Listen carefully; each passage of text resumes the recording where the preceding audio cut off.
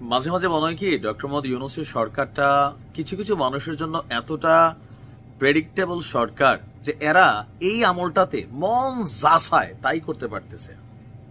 এর মধ্যে অন্যতম একজন হচ্ছেন সাবেক জামাতি, রাইট নাও এবি পার্টি আমার বাংলাদেশ যে পার্টিটা আছেন, এই পার্টির যিনি সাধারণ সম্পাদক আছেন ব্যারিস্টার আসাদুজ্জামান ফুয়াদ।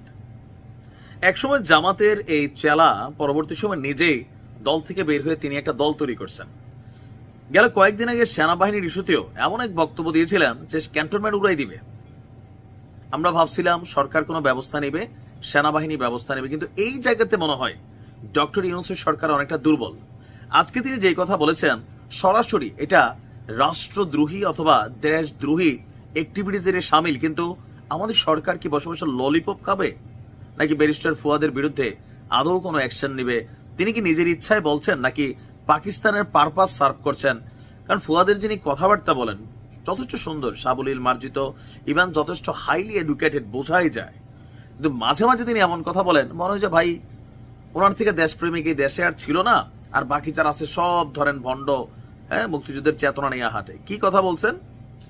তিনি বলছেন গতকালকে ৭১-এর ১৬ই ডিসেম্বর দেশ স্বাধীন হয়নি না, পাকিস্তান মেন্টালিটি যারা ভাই তাদের জন্য তো স্বাধীন হয়নি, এটা পরাজয় হয়েছে তাদের। যতদিন আগে জামাত করতেন, জামাতের অনেকেও মনে করে যে ৭১-এ দেশ স্বাধীন হয় নাই, এটা পাকিস্তানের অঙ্গরাজ্য থেকে ভারতের করতলে গেছে, এরকম মনে করে। বি অনেস্টলি, যেটা আপনি ভাবতে পারেন, গেল দিতে পারেন, আপনার ইচ্ছা। এখন তিনি বলছেন যে পাকিস্তানিদের কাছ থেকে বাংলাদেশের দখল নিয়েছিল ভারতীয়রা। তৎকালীন দেশের ১৯টি মহকুমায় ভারতের ক্যাবিনেট থেকে প্রশাসক নিয়োগ দেওয়া হয়েছিল। দেশের সব থানায় ওসি হিসেবে দায়িত্ব নিয়েছিল ভারতীয় সেনারা। মুক্তিযুদ্ধে নেতৃত্ব দিয়েছিল বাংলাদেশের সশস্ত্র বাহিনী।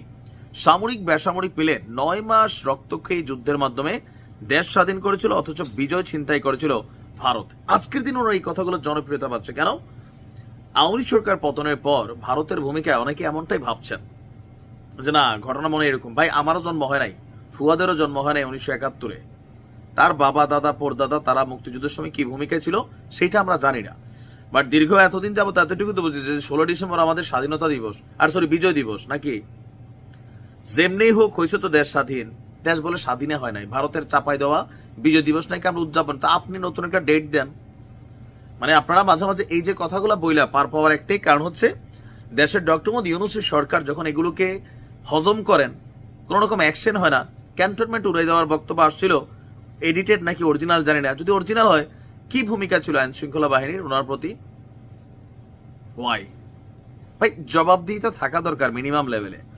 তিনি বলছেন যে ১৬ ডিসেম্বর পাকিস্তানের আত্মসমর্পণ অনুষ্ঠানে থাকতে দেওয়া হয়নি তৎকালীন প্রেক্ষাপটে জেনারেল এমএজে ওসমানীকে। অবশ্যই এটা নিন্দনীয় ছিল, এটা তৎকালীন প্রেক্ষাপটে আমাদের দুর্বলতা হয়তোবা ছিল কোথাও না কোথাও।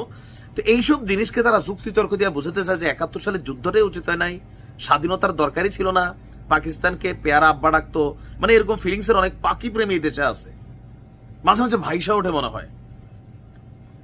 আমি আশ্চর্য হই যে ভাই, রাজনীতির জায়গাতে রাজনীতি, আপনি কোন দল করবেন আপনার ইস্যু। বাংলাদেশ স্বাধীন হয় না, পাকিস্তানের অঙ্গরাজ্য